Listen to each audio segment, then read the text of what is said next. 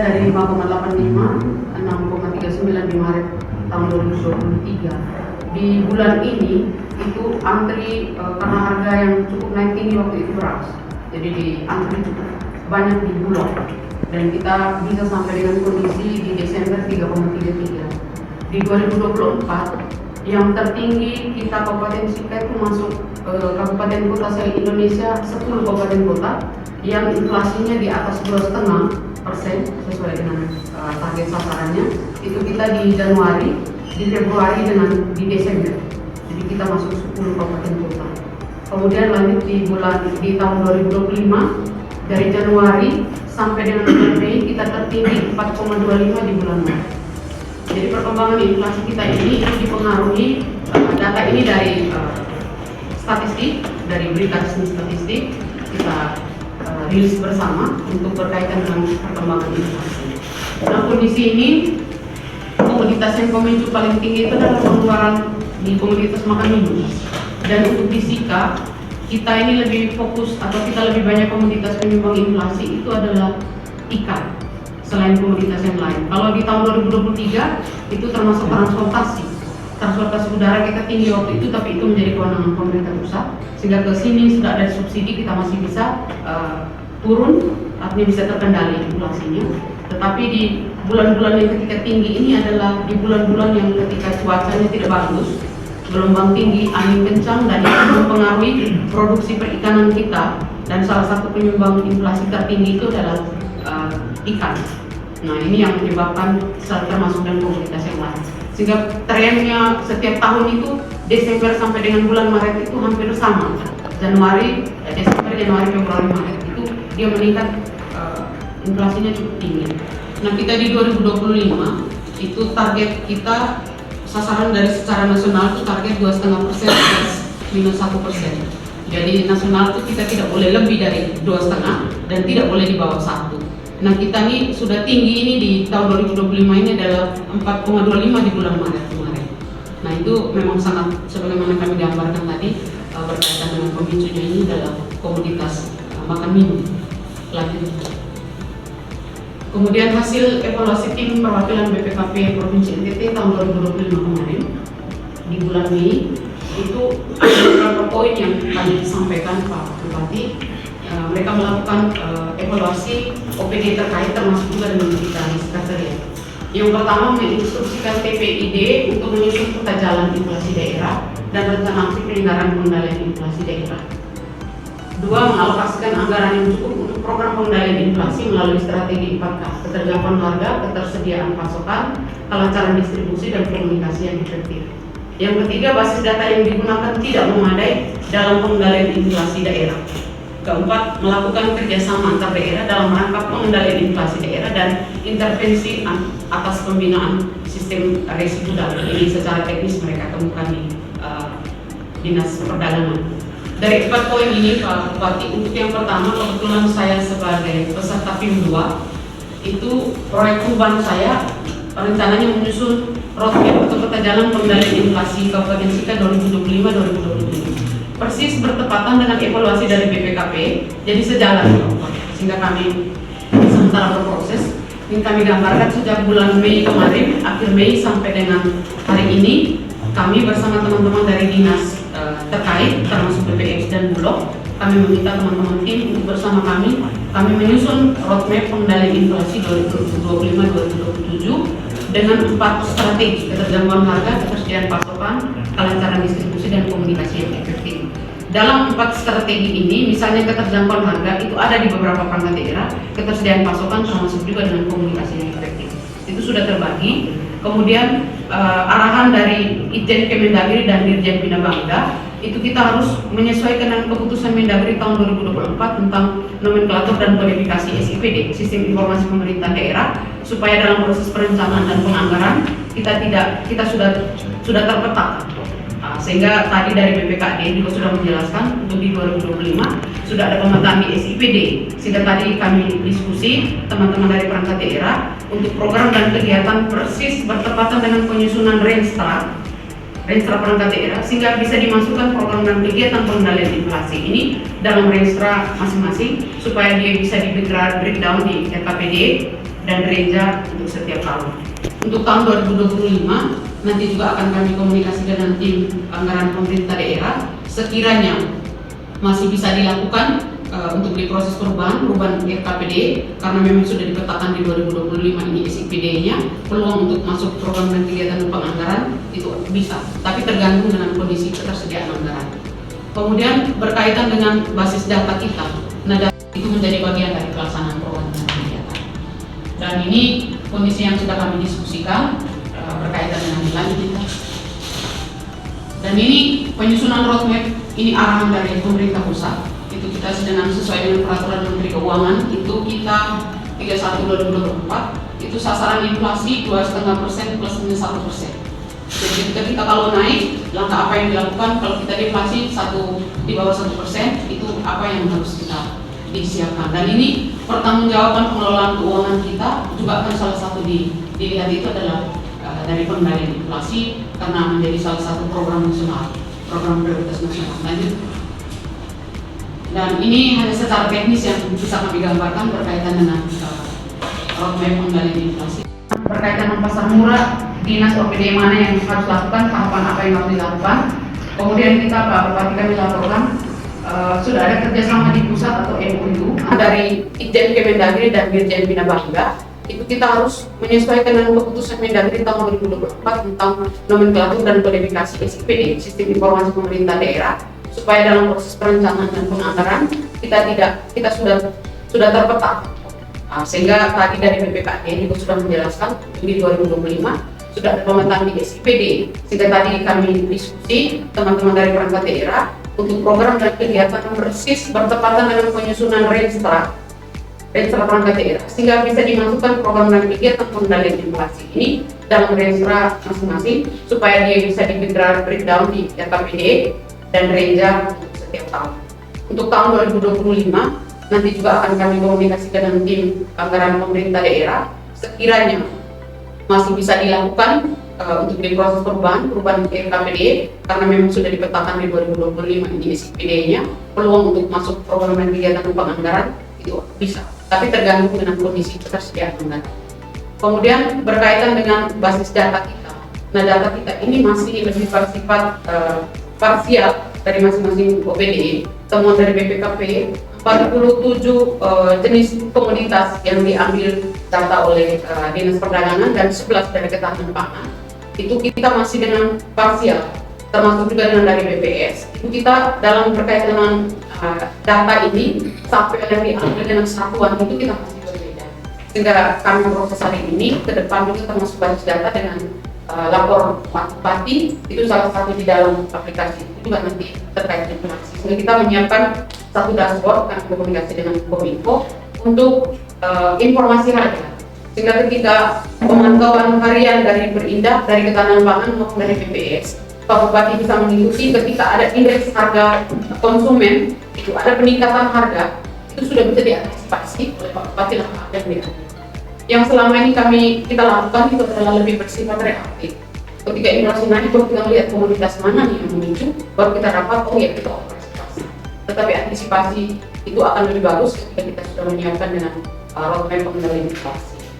Dan ini menjadi satu kebijakan kabupaten yang harus wajib disiapkan sehingga kami sementara berproses dan siang nanti Pak Bupati bersama Pak Sekda akan kami bahas rancangan peraturan Bupati tentang roadmap pengendalian inflasi. Lampiran dari roadmap menjadi lampiran. Sehingga siang nanti jam 2 kami akan membahas tentang peraturan Bupati karena dokumennya ini akan kami laporkan juga ke BPKP Pak Bupati sebagai tindak lanjut kita hasil evaluasi mereka kemarin. Jadi kesempatan yang baik, kami mengucapkan banyak terima kasih Pak Bupati. Meskipun di tengah kesibukan, kita tetap bersama-sama untuk berproses ini bisa kami laporkan secara detail. Lanjut. Saya kira ini identifikasi sebagaimana kondisi kita selama ini. Tergantungan pasokan dari luar kita sangat tinggi. Baik quality, bawang merah, bawang putih, cabai besar atau cabai keriting, termasuk juga dengan beras, itu kita masih tergantung pasokan dari luar itu masih sangat tinggi, termasuk minyak goreng. Distribusi dan akses pasar kita masih terbatas. belum tersedia platform digital sebagaimana kami sampaikan tadi, dan belum ada klaster pangan strategis berbasis permintaan. Nah, ini kami ke depan Pak Bupati, setelah roadmap ini tidak di roadmap, tapi secara teknis kami akan koordinasikan untuk penyiapan SOP pelaksanaan berkaitan dengan pasar murah, dinas OPD mana yang harus dilakukan, tahapan apa yang harus dilakukan. Kemudian kita Pak Bupati kami laporkan sudah ada kerjasama di pusat atau MMU antara Kemendagri termasuk dengan Kementerian lintas kementerian dan BPS, Bulog dan BPS. Itu ada pendampingan dari Kejaksaan Agung soal pemanfaatan dan PTT. Namun Pak Fajri, Pak Sidatum ini awal tahun kita sudah menyampaikan terkait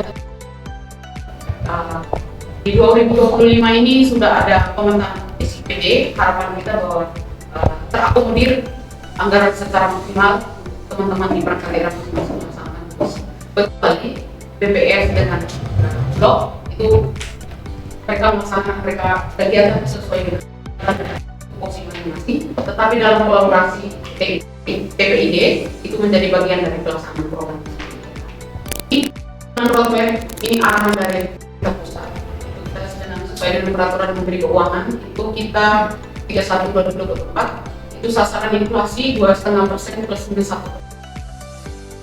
Naik, langkah apa yang dilakukan kalau kita inflasi di bawah 1%, itu apa yang harus kita disiapkan. Dan ini pertanggungjawaban pengelolaan keuangan kita juga kan salah satu dilihat itu adalah dari pengendalian inflasi, karena menjadi salah satu program nasional, program prioritas nasional.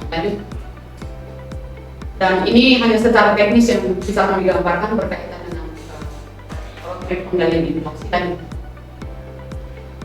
Isu-isu ini juga kami sudah diskusi Pak Bupati bersama teman-teman teknis untuk empat strategi ini yang harus kita masukkan.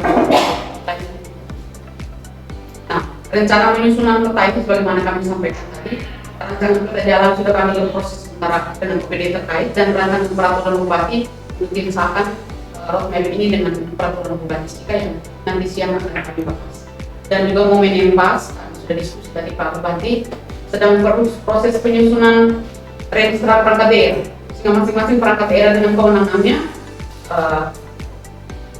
tugas fungsi, kemudian program kegiatan dan subkegiatan ini sudah sesuai dengan Kemendagri 2024 bisa disiapkan untuk sampai dengan teknis pelaksanaan dalam persiapan untuk RPDMD, register perangkat daerah, RKPD dan Penja dari masing-masing perangkat daerah ke depan.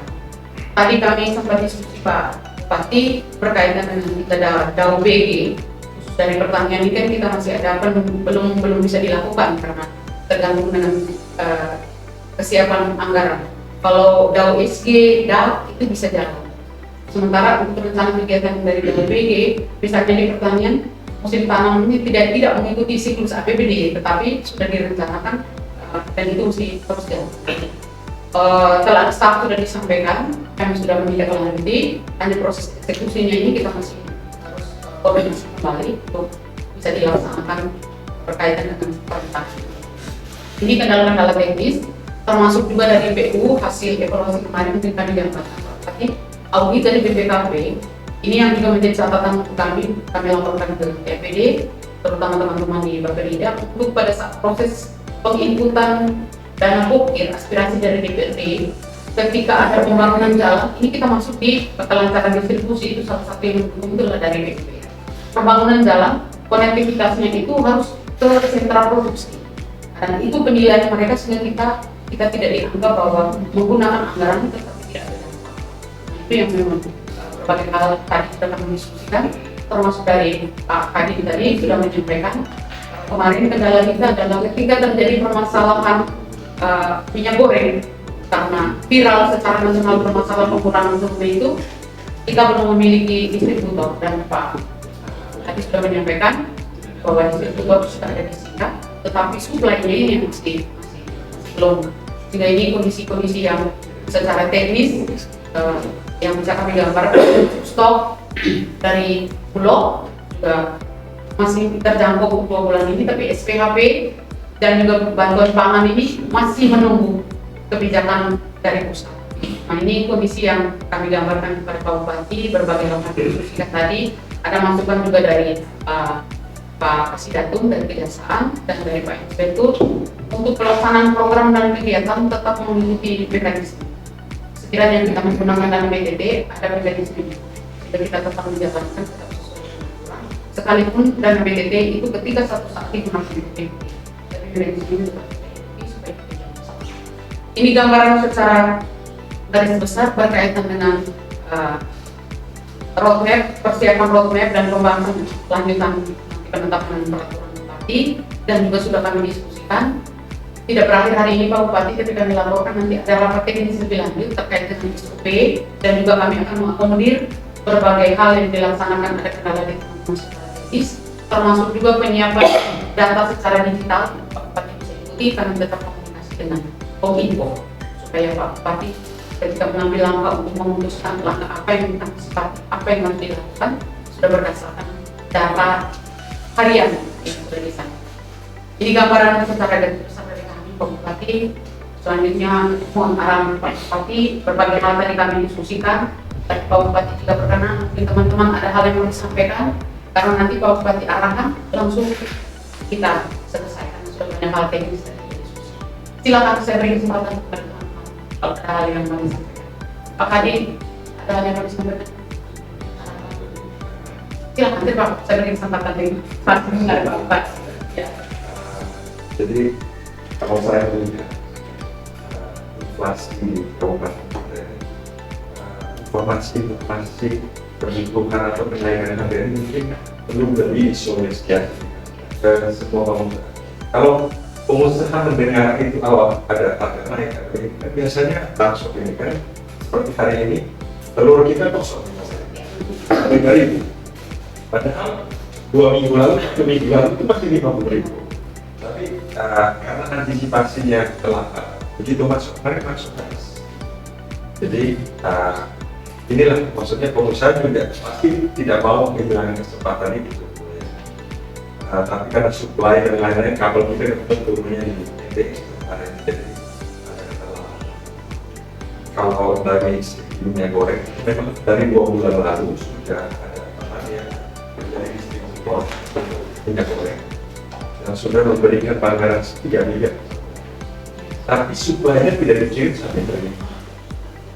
Jadi kemarin saya dikasih CTPA-nya dengan pihak supplier baru masuk di Kumal, jadi pun komplain kita belum dapat. Jadi persoalannya bukan di jenayah tapi dari supply. Mungkin juga kemarin bisa lihat yang soal Wilmar, video itu ya itu mungkin dari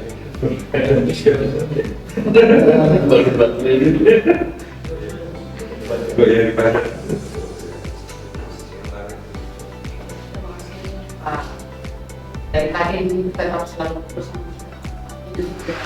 terlalu secara khusus kita diskusikan. Ada lagi masukan? Ada lagi ya? Silakan.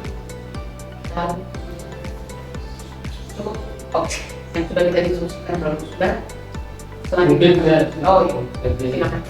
Seperti disampaikan tadi, ini kalau kemarin kita belum memiliki rancangan khusus untuk inflasi di setiap mobil. Tapi sekarang dengan adanya roadmap ini menjadi dokumen acuan dalam proses perencanaan. Sehingga ini dalam proses perencanaan setiap tahun, ini salah satu dokumen acuan kita. Sehingga kita konsisten dalam kaitan dengan penanganan.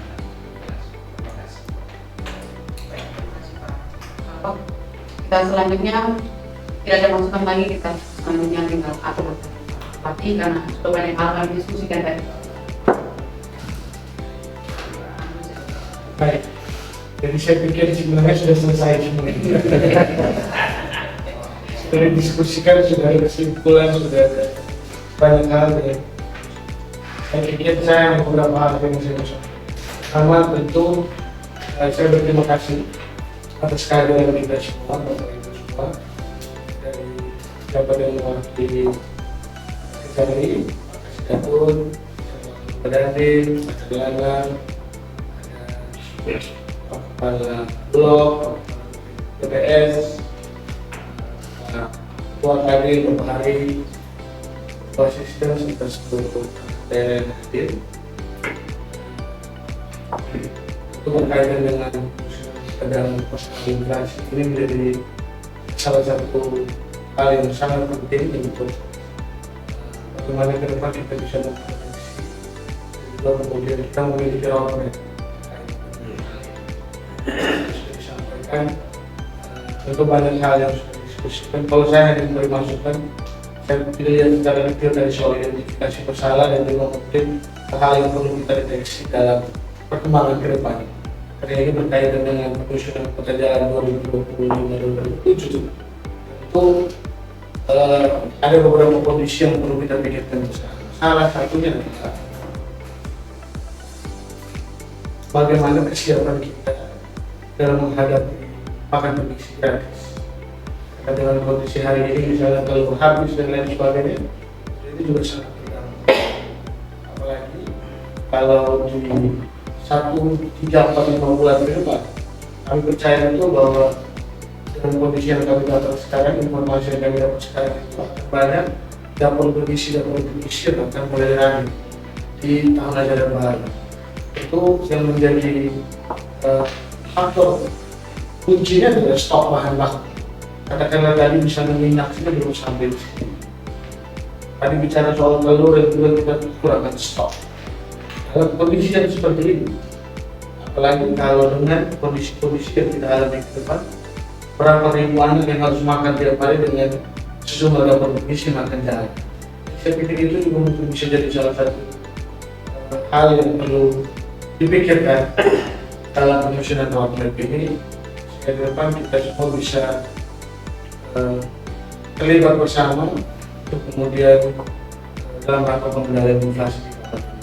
Terima kasih karena apresiasi buat BPS, buat Bulog, Kejaksaan, kita semua yang selama ini terlibat bersama-sama dan praktis.